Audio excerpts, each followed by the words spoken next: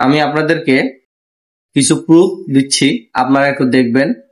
এবং প্রিন্স মাহমুদ কি বলছে আর লায়লা কি বলছে, দুটোটাই আমি নেট থেকে নামাই নাই, একটু নামাইছি, আপনারা একটু দেখেন।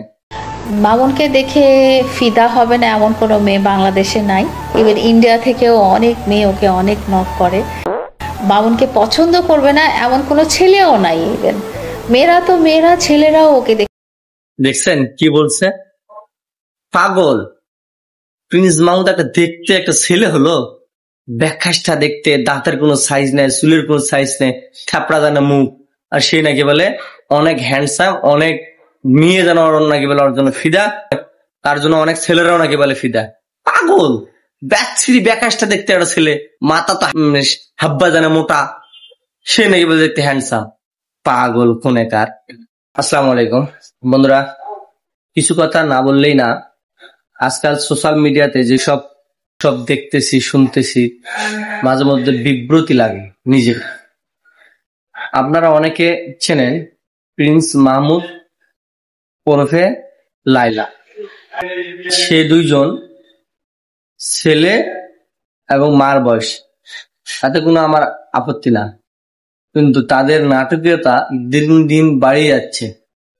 আপনারা ভেবে দেখেন যে তারা যখন একটু ডাউন হয়ে যাচ্ছে, তাদের যখন সেলিব্রিটিটা কমতেছে, তখন তারা কি করতেছে, আমি লায়লাকে আর নিয়ে থাকবো না, লায়লা বলে আমি প্রিন্স মামুনকে নিয়ে থাকবো না, এরকম তাদের এক একটার পর একটা নানান বাহানা। গত 2 দিন হলো আপনারা অনেকে দেখেছেন যে প্রিন্স মামুন বলছে যে আমি তাকে নিয়ে আর থাকবো না, আমি গরিব হয়ে থাকবো, তারপর আমি সোজা সাপটা হয়ে থাকবো, আমার অর্থের দরকার নাই, আমার যা অর্থ আছে আমি তা নিয়েই চলতে পারবে। আসলে এদের নাটকীয়তার কোনো শেষ নেই ভাই। আর আমরা এমন বোকা বাঙালি যে তাদের নাটকীয়তা দেখতে দেখতে দেখতে আমরা দেখে অভ্যস্ত হয়ে গেছি। আপনারা দেখতেছেন তাদের ভিউ বাড়তেছে, আপনারা দেখতেছেন তারা ট্রোল হচ্ছে এবং ফেমাস হচ্ছে। আসলে ওরা থাকবে না থাক, তাদেরকে নিয়ে আমাদের কোনো মাথার দরকার নাই তো। আর ওদের এই দিনকে দিন এই ধরনের ব্যবহারে, আজকে একে এই বলবে আমি ওকে নিয়ে থাকবো না, কালকেও বলবো আমি ওকে নিয়ে থাকবো না, ওদের দেখা দেখি কিন্তু আমাদের সমাজটা নষ্ট হয়ে যাচ্ছে।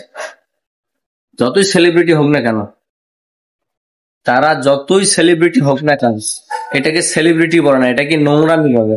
আপনারা তো অনেকে ব্লগ বানান, আপনারা মন থেকে বলেন তো, তাদের যে দুইজনের নাটকীয়তা, এটা কি ঠিক? তাদের থেকে আরো 10টা পরিবার এরকম শিখতেছে না?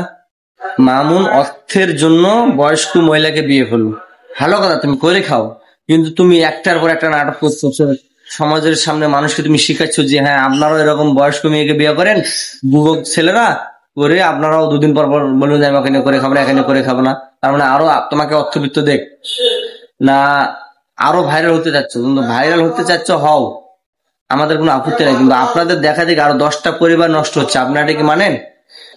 আপনার বুকে হাত দিয়ে বলেন তো, এই প্রিন্স মাহমুদ আর এই লায়লার কত নাটকীয়তা দেখবেন, এটা তো সমাজ নষ্ট হয়ে যাচ্ছে, এদের থেকে আরো 10 জন শিখতেছে, এটা ঠিক না। এখন আর একটা পাইতারাম করতেছে যে আমি ওখানে করে খাবো না। প্রিন্স মাহমুদ বলতেছে যে মানুষে আমাকে বলে যে বয়স্ক মেয়ের স্বামী, আমাকে এখন আর কেউ বলতে পারবে না, আমি এখন মুক্ত।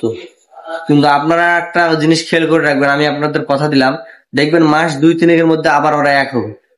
এটা হলো ওদের নাটকীয়তা, কিচ্ছু না।